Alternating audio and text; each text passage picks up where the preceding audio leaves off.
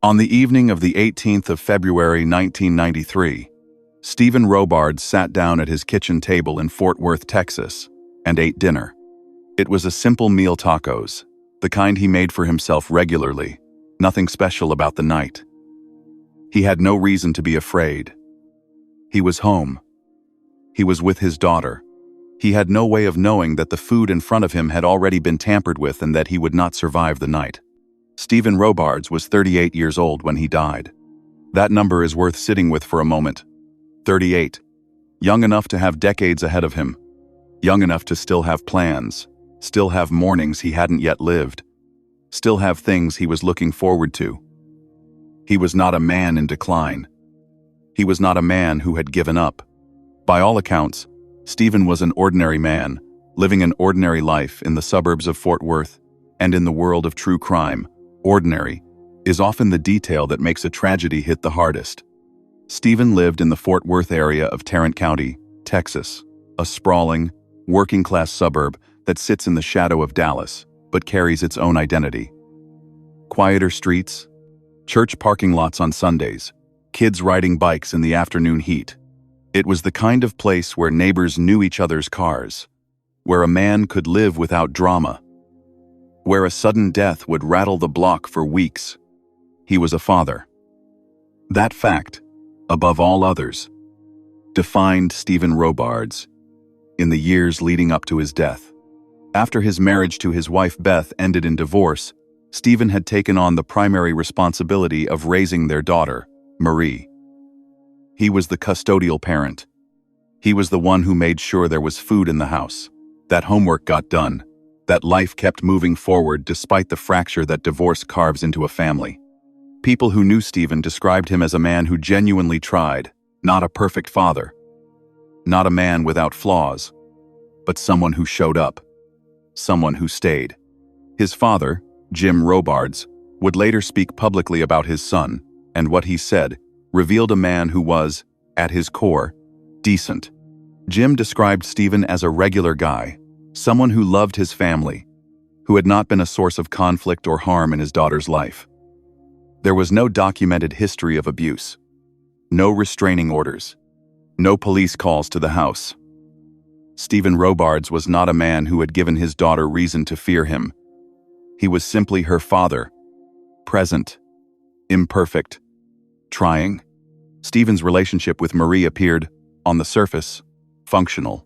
Marie attended Mansfield High School in the Fort Worth area, where she was, by all accounts, a standout student honor roll, popular with classmates, interested in science and medicine, reportedly dreaming of becoming a pathologist one day. She was the kind of teenager that other parents pointed to as an example. Stephen had raised that girl. He had been the one in the house while her mother, Beth Burrows, had moved on and eventually remarried. But underneath that surface, something had quietly shifted in Marie. The divorce had wounded her deeply. She missed her mother.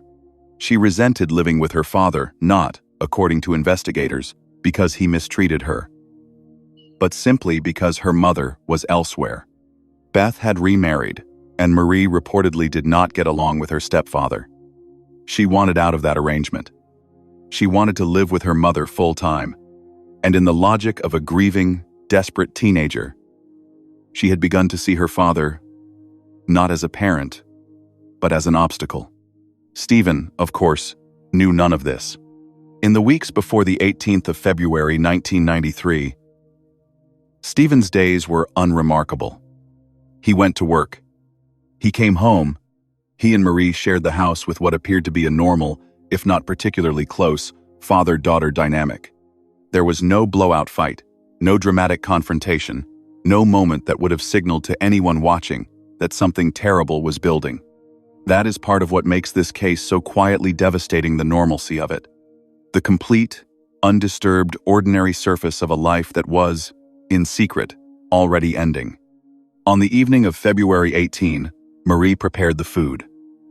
Stephen sat down and ate. He began to feel ill almost immediately. His girlfriend at the time, Sandra Hudgens, was present or nearby that evening. When Stephen collapsed, the reaction from those around him was shock, but not suspicion. Here was a 8-year-old man, seemingly healthy, suddenly in cardiac distress. The assumption was swift and understandable. A heart attack.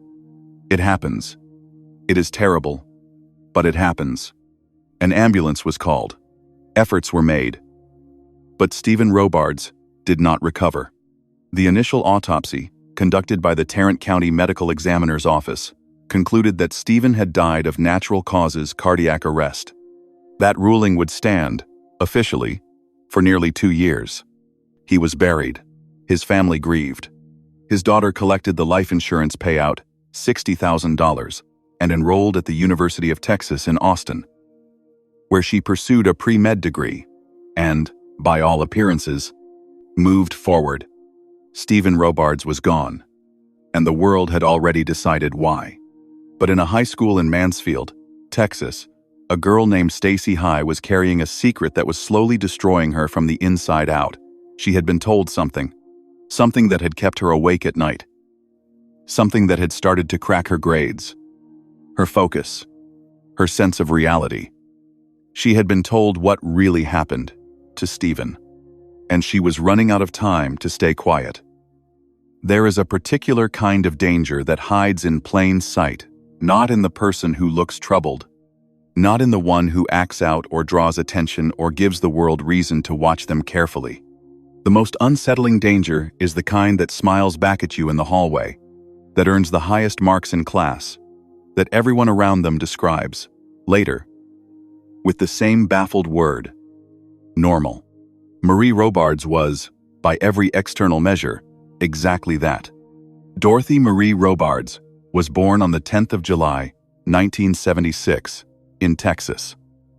She grew up in the Fort Worth area, the same sprawling Tarrant County suburb where her father, Stephen, had built his quiet life. By the time she reached high school, Marie had become, in the eyes of her teachers and classmates, something close to exceptional. She attended Mansfield High School, a large suburban campus southeast of Fort Worth, where she moved through the hallways with the kind of confidence that popular, academically gifted teenagers carry almost effortlessly. She was, by multiple accounts, strikingly beautiful. Classmates remembered her as mature beyond her years, not in a troubled way, but in the way that made other teenagers want to orbit her, to be seen with her, to earn her approval. Her best friend, Stacy High, would later describe Marie as the kind of girl who made you want to be more serious, more focused, more put together. Marie carried herself with a poise that most teenagers spend years trying to manufacture. In her case, it seemed entirely natural. She was an honor roll student. She had a clear and ambitious vision for her future. She wanted to become a pathologist. That detail, a teenager with a passion for medical science, for understanding how the human body fails, for the forensic mechanics of death, would later take on a deeply uncomfortable resonance. At the time, it was simply the dream of a bright girl with her whole life ahead of her. Her chemistry teacher, had they been asked, would almost certainly have described Marie as one of their best students. Attentive, curious, careful, she was also, beneath all of it, quietly falling apart. The fracture had begun years earlier, when her parents' marriage ended in divorce. The split between Stephen Robards and his wife Beth Burrows was not, by any documented account, an unusually bitter or violent separation, but for Marie, it carved something open that never fully healed. When the custody arrangement placed her primarily with her father, Marie accepted it outwardly. Inwardly, the distance from her mother became a wound she returned to constantly, pressing on it, feeling it deepen. Her mother, Beth, eventually remarried, and according to investigators and court records, it was the stepfather, the man now living in her mother's house, that became the central obstacle in Marie's mind. She reportedly did not get along with him. The details of that friction were never fully aired in court, but what emerged clearly was this: Marie believed, with a certainty that overrode reason, that the only barrier between her and a life with her mother was her stepfather's refusal to allow it. And behind her stepfather stood another barrier: her father, Stephen, whose custody arrangement kept her anchored in Fort Worth. In the psychology of parricide, the rare and deeply disturbing act of killing one's own parent, experts point consistently to one of two profiles: the child reacting explosively to sustained abuse, or the child who has constructed an elaborate internal logic in which the parent's death becomes the solution to an otherwise unsolvable problem. Marie Robards fit the second profile almost exactly. There was no documented abuse, no violence, no fear. What there was, instead, was a teenager who had decided, with cold and methodical clarity, that her father needed to be removed. What makes Marie's case particularly chilling is not the act itself, it is the planning. In February 1993, Marie was a junior at Mansfield High School, enrolled in chemistry. The class used various compounds as part of standard laboratory instruction, among them barium acetate, a white crystalline powder that, in sufficient doses, is acutely toxic. Barium compounds interfere with the body's potassium channels, causing cardiac arrhythmia. Death can occur within hours. Marie knew this. She was, after all, a student who paid attention. At some point during a chemistry session, while her teacher was distracted, Marie took a napkin, poured a quantity of barium acetate from a classroom bottle into it, folded it carefully, and placed it in her bag. She did this without anyone noticing. She walked out of that classroom with a poison in her backpack and a plan already forming. She did not act immediately. The days between stealing the compound and using it are not fully documented. But what is known is that Marie waited, watched, and chose her moment. She was not impulsive. She was patient. She selected a meal she knew her father would eat. Refried beans. Used to make tacos. A dinner Stephen prepared for himself regularly. On the evening of the 18th of February 1993, while the food was being prepared, Marie added the contents of that folded napkin to the beans. Then she sat with him. She may have eaten with him. She watched. Within a short time of finishing his meal, Stephen Robards began to experience symptoms. His body, overwhelmed by a toxic dose of barium acetate, began shutting down. His heart, disrupted at the cellular level, went into failure.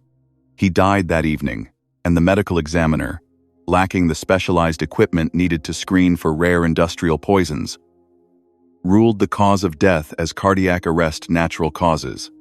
Marie Robards walked away. She attended the funeral. She grieved publicly. She accepted condolences. She applied to the University of Texas and was accepted. She used the $60,000 life insurance payout from her father's death to fund her college education and her defense attorney's money that Stephen had paid into, believing it would protect his family. She was, to everyone watching, a teenager who had lost her father too soon and was bravely rebuilding her life. Only one person in the world knew the truth.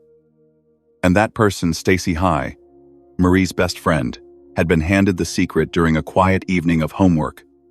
Months after the burial, while the two girls were studying Shakespeare's Hamlet together, they had reached the soliloquy of Claudius, a king who had murdered his own brother, and was wrestling with whether repentance was possible. The parallel struck Marie. Something in her cracked open. She told Stacy everything. Stacy High, 17 years old and completely unprepared for what she had just been told, promised to keep the secret. She went home and tried to carry it. She could not. There are deaths that announce themselves violent, loud, impossible to misread.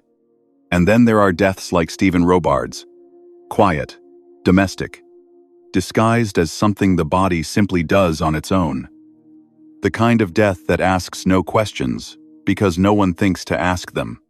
The kind of death that a careful, patient killer can walk away from without a single person looking twice. This is the story of that evening. The 18th of February 1993 began as an unremarkable Thursday in Fort Worth, Texas.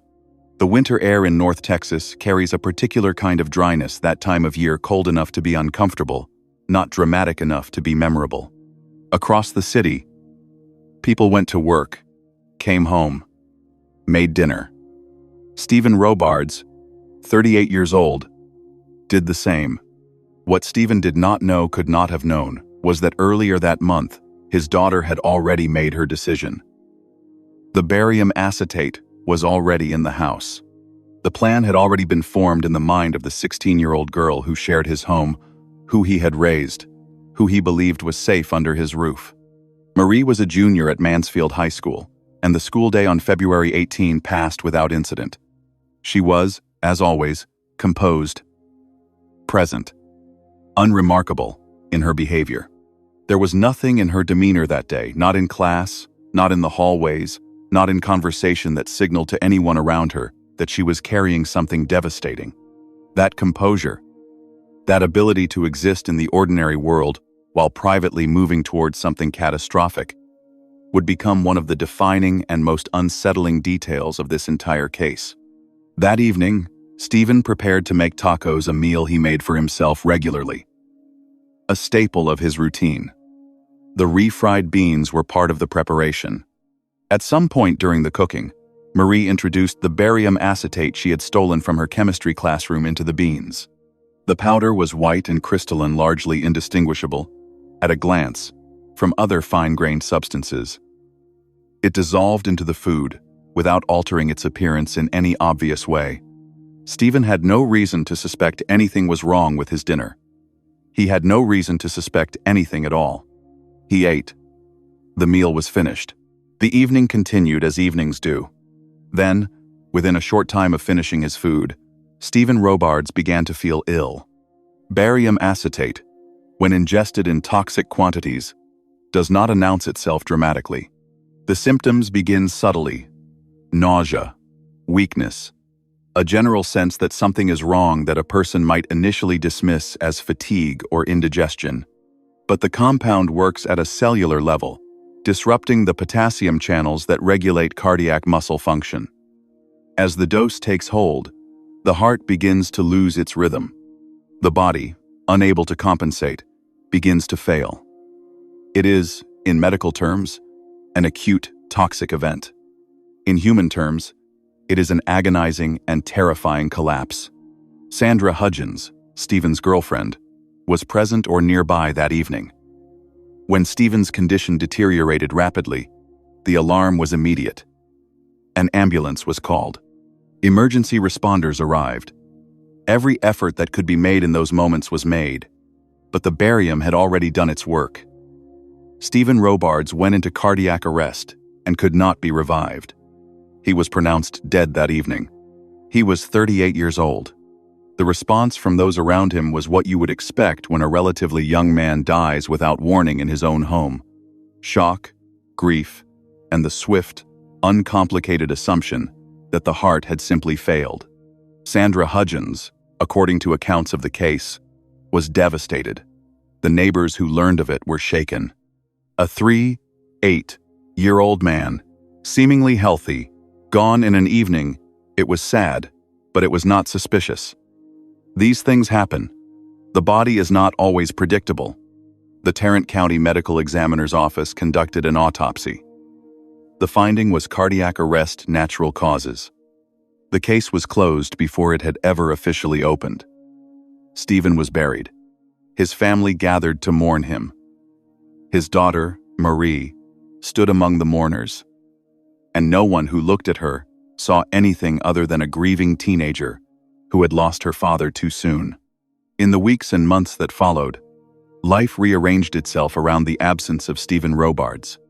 Marie moved in with her mother, Beth Burrows.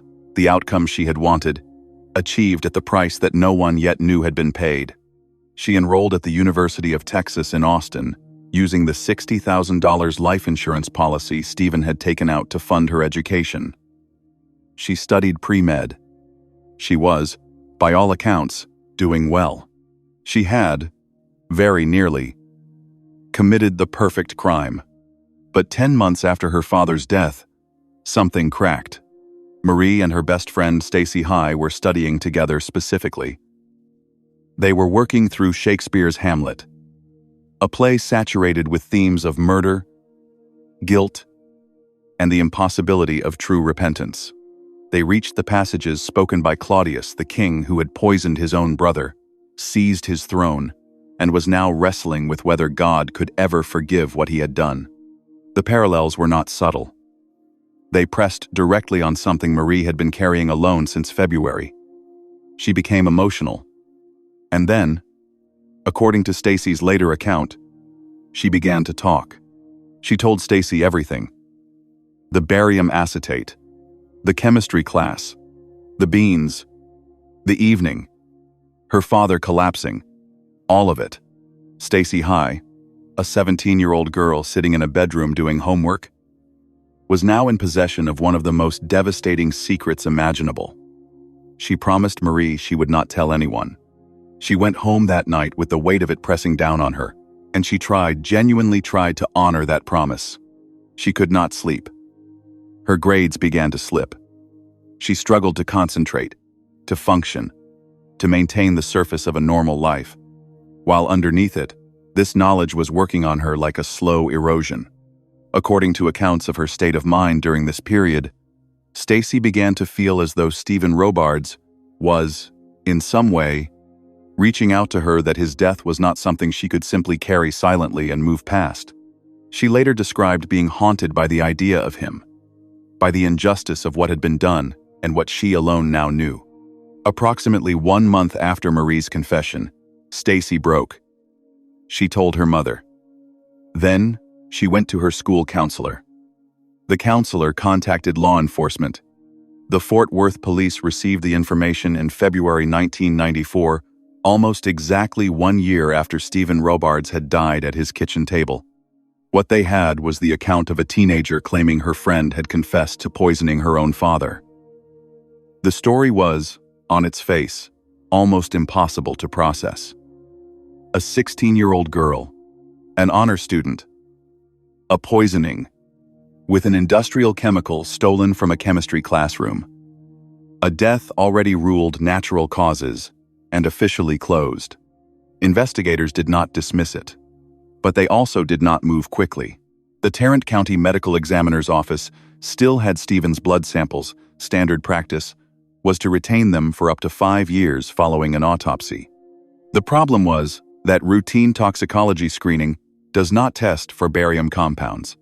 Detecting barium acetate specifically required a gas chromatograph and mass spectrometer equipment that, according to reporting by Skip Hollinsworth in Texas Monthly, Tarrant County did not possess at the time.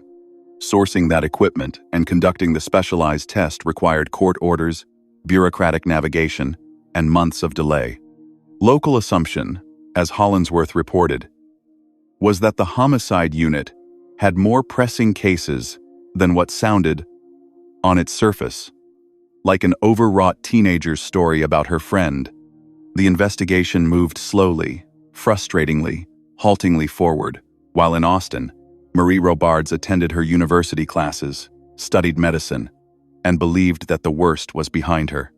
She was wrong. When the toxicology results finally came back, they did not leave room for interpretation. Stephen Robards' blood contained barium acetate at a level approximately 250 times higher than what would be considered normal. The medical examiner, Dr. Nazim Pirwani, revised his ruling.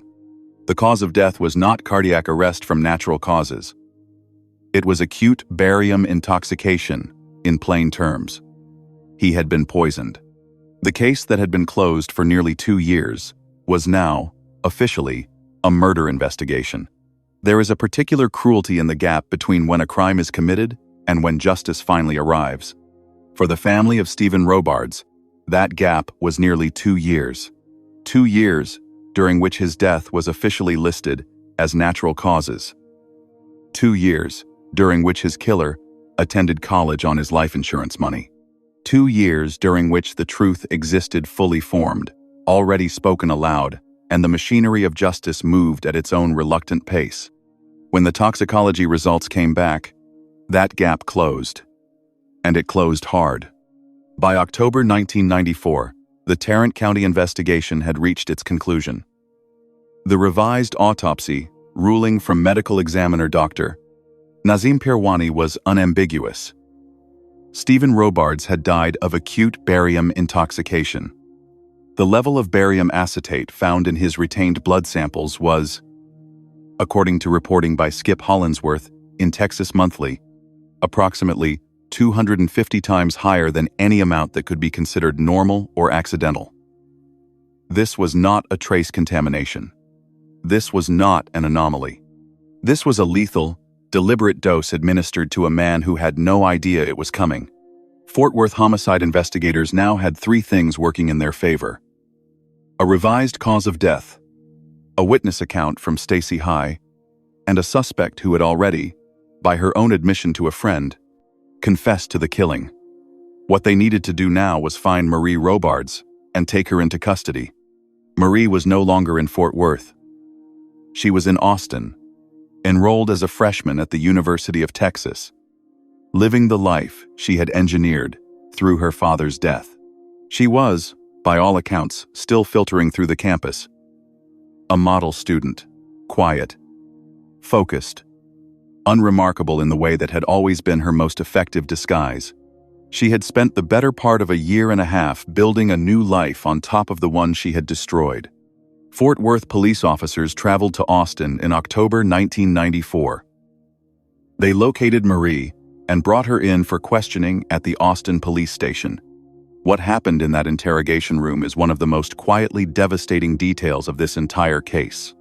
The detective who questioned Marie asked her, repeatedly, whether her father had abused her. It was the question that underpinned everything, the question that, if answered yes, might have provided some framework, however broken, for understanding what she had done. The detective was, in some sense, offering her an explanation, a context, a reason that the world might be able to process. Marie said no. Each time she was asked, she said no. Stephen Robards had not abused her. He had not hurt her. He had not done anything to her that he should not have done. When the detective pressed further and asked why, then, had she poisoned her father's food, Marie gave the answer that would follow this case through every subsequent telling of it. She had wanted to live with her mother. That was it. That was the whole of it. A man was dead, and the reason was that his 16-year-old daughter had wanted a different custody arrangement. She told investigators that she had not intended to kill him, only to make him sick enough that she might be moved to her mother's home. But the chemistry was not a beginner's mistake. Marie had known what barium acetate was capable of. She had studied it. The dose she had administered was not ambiguous. She was arrested on the 19th of October 1994. She was 18 years old. She was released on bond. And the $60,000 from her father's life insurance money, that was now the subject of considerable grim irony, funded her legal defense team. The case was assigned to Tarrant County prosecutors Mitch Poe and Fred Rabelais Jr. Poe, a young prosecutor at the time, did not mince words about what he believed Marie Robards represented. He called her, according to Texas Monthly, a society's worst nightmare, a teenager who had used calculated, premeditated violence to solve a problem that most children navigate through conversation, through patience, through the ordinary unhappiness of growing up in a divided home. Rabelais described her as a remorseless predator. The defense team took a different approach. Their argument was built on the claim that Marie had not intended to kill her father, only to make him ill.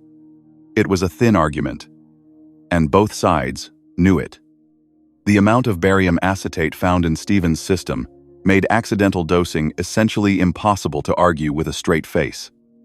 Marie was a chemistry student who understood toxic compounds. She had stolen the substance deliberately, carried it home deliberately, and added it to her father's food deliberately. The question of intent was, to the prosecution, already answered by the evidence. The trial took place in 1995. Marie Robards was 19 years old by the time she sat in the Tarrant County courtroom. The proceedings drew significant local and regional attention the case had. All the elements that make true crime coverage inevitable. A young, attractive defendant. A shocking method. A victim who was her own parent. and a motive so thin that it defied easy comprehension. The courtroom was populated, among others, by members of the Robards family, Stephen's parents and relatives, people who had loved him and buried him and then learned the truth of how he had died. Their presence in that room was a constant weight. One of the most significant moments of the trial came from Stephen's own father, Jim Robards, the victim's father, the killer's grandfather. Jim had been close to Marie. He had not believed, even after her arrest, that she was fundamentally a criminal.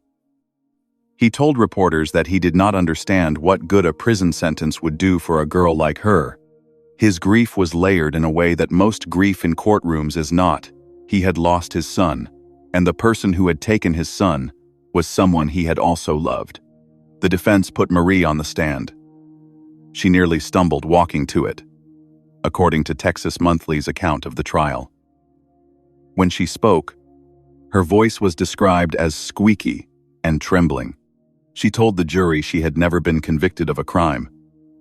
She said the only contact she had maintained with the Robards family since her arrest was a birthday card she had sent her grandfather, Jim. Then her defense attorney asked her directly whether she had loved her father. She broke. She turned toward the section of the courtroom where the Robards family was seated and said, through tears, "I'm so sorry." It was the closest thing to a public reckoning that the family of Stephen Robards would receive. Whether it was genuine remorse or a performance calibrated for the jury remained, for many observers, an open question. The prosecution's closing argument, delivered by Mitch Poe, cut through the defense narrative with surgical precision.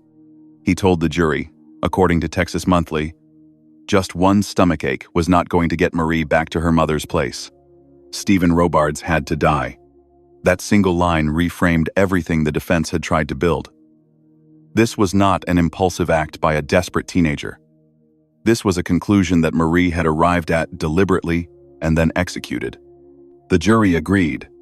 Marie Robards was convicted of murder. During the sentencing phase, the jury had to determine how long she would spend in prison. The defense had hoped the youth of the defendant, combined with the absence of any prior criminal record, might generate leniency. The jury sentenced her to 28 years in prison, with a minimum of 7 years to be served before parole eligibility.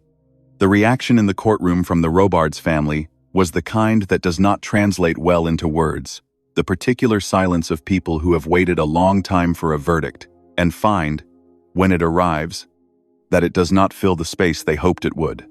Stephen was still gone. The number on a sentence does not bring anyone back. Marie Robards was taken into custody to begin serving her sentence. She was 19 years old. Her father had been dead for 2 years, and the world, slowly, began to absorb what had happened in a suburban kitchen in Fort Worth, Texas, on an otherwise unremarkable February evening. When a murder case ends with a verdict, the world tends to move on. The courtroom empties. The reporters file their final stories. The name that briefly occupied headlines settles back into the silence from which it came. But for the people left behind, the ones who shared a last name with the victim, the ones who sat in that courtroom and heard the word guilty and felt something complicated happen inside them, the case never really ends. It simply changes shape. For the family of Stephen Robards, the shape it took was grief layered over grief. And then, eventually, something that had to pass for moving forward. Marie Robards entered the Texas prison system in 1995 at 19 years old, sentenced to 28 years with a minimum of 7 before parole eligibility. She was, by the standards of the institution she entered, an unusual inmate, young, educated, with no prior criminal history, convicted of a crime so specific and so strange that it occupied its own category in the minds of those who followed the case. There were no other victims, no pattern of violence, no history of harm. There was one act, committed once, against one person, for a reason that the justice system had weighed and found wanting. She served approximately 8 years. In 2003, Marie Robards was granted parole and released from prison. She was 26 years old, According to available information, she subsequently married and assumed a new identity, living under a name that has not been made public. She is believed to be living somewhere in the United States, though her precise location and current circumstances are not known. She has not, to any documented degree, made public statements about the case since her release. She has not sought the spotlight. She has, as best anyone can determine, disappeared into the ordinary world, the same ordinary world that Stephen Robards occupied before she removed him from it. Whether she has found peace, whether she carries what she did as a constant weight, or has found a way to integrate it into a life that moves forward. These are questions, no public record answers. They are hers alone. For the Robards family, the aftermath was not so quietly contained. Stephen's father, Jim Robards, had spoken during the trial period with a grief that was unlike almost any other in the case's public record. He had loved Marie. He had believed, even after her arrest, that she was not fundamentally criminal, that what she had done was a single, catastrophic act from which she could theoretically recover. His willingness to extend that complicated grace said something profound about the kind of man he was. But it did not make his loss any smaller. He had buried his son. He had watched his granddaughter be convicted of that son's murder. The geometry of that grief does not resolve into something manageable simply because a jury has spoken. Stephen's girlfriend, Sandra Hudgens, who had been present the evening he died and had initially accepted the explanation of a heart attack, was forced to retroactively process an entirely different truth, that the man she had cared for had been poisoned at his own kitchen table by the teenager sitting in that same house. That kind of retroactive realization carries its own particular weight. Stacy High, the friend who had carried Marie's secret for a month before breaking under its pressure, lived with consequences that the public record captured only partially. According to Texas Monthly, she suffered a significant mental breakdown during the period when she was holding Marie's confession. Her grades collapsed.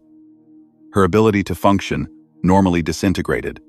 When she finally went to her mother, and then to a school counselor, and then to police, she was not acting from a position of strength. She was acting from the edge of her own psychological survival. She went on to attend Sam Houston State University. But the disruption that Marie's secret had caused in her life was real and lasting. She had been made, without her consent, into a vessel for someone else's crime, and the cost of that was never fully tabulated in any court document. The broader community reaction to the case in Fort Worth and Tarrant County was the kind of prolonged, low-grade unease that certain crimes produce. This was not a case that generated fear of a stranger. There was no unknown predator, still at large. No reason to lock doors differently, or watch shadows. What it generated instead was something harder to name. A quiet disturbance in the assumption that domestic life is safe, that the people inside your own home are the people most committed to your survival. Stephen Robards had died at his kitchen table, made dinner by his daughter. That particular violation of the ordinary takes a long time to process collectively. The case entered the cultural record in multiple forms over the years following the trial. The true crime television program Forensic Files covered it in Season 6, Episode 5, titled Death Play, broadcast in 2001. The show Deadly Women revisited it in Season 6, Episode 2, in 2012. The podcast Morbid, a true crime podcast, dedicated an episode to the case in March 2024. Each new retelling introduced Stephen Robards' story to a fresh audience, people who had not been born yet when he died, people who encountered his name for the first time through a podcast on a morning commute or a documentary playing on a laptop screen late at night. In 2018, author Megan Abbott published her novel Give Me Your Hand, a work of literary fiction that drew direct inspiration from the Marie Robards case. The novel explored themes of female ambition, competitive friendship, and the capacity for violence that hides beneath composed, high-achieving surfaces. It was well received critically, which is to say, the story of what happened to Stephen Robards in 1993 was compelling enough to anchor a work of serious fiction 25 years later. That is one measure of a case's cultural weight. Most recently, in October 2025, Journalist Skip Hollandsworth, whose original Texas Monthly investigation remains the definitive account of the case, published an updated examination of the story in his book, She Kills: The Murderous Socialite, The Cross-Dressing Bank Robber, and Other True Crime Tales. Hollandsworth's return to the case after 3 decades signals that it has not faded into the archive. It remains alive, uncomfortable, and worth examining again. What this case ultimately reveals is not simple. It does not fit neatly into the narratives that true crime often reaches for: the monster hiding in plain sight, the evil that announces itself if you look closely enough. Marie Robards was not a monster by any conventional measure. She was a teenager in pain, navigating a family fracture with tools she should never have reached for, arriving at a conclusion that her father needed to die, that the vast majority of people in similar circumstances never approach. The distance between her and an ordinary teenager in an unhappy custody situation is not a distance of circumstance. It is a distance of something interior, something in the architecture of how she processed her own distress that no trial record fully illuminates. The justice system gave her 28 years, accepted her parole after 8, and released her into a life she has kept private ever since. Whether that is the right outcome is a question that reasonable people answer differently. What is not in question is what it cost. It cost Stephen Robards everything. It cost his family a version of ordinary life they will never recover. It cost Stacy High a year of her youth and the unasked-for burden of another person's crime. It cost the Robards family the ability to sit with Stephen's memory uncomplicated by the knowledge of how he died and who delivered it. Stephen Robards liked tacos. He made them for himself regularly. He was a father who stayed, who took on the weight of single parenthood after a marriage ended and did not abandon the responsibility of raising his daughter.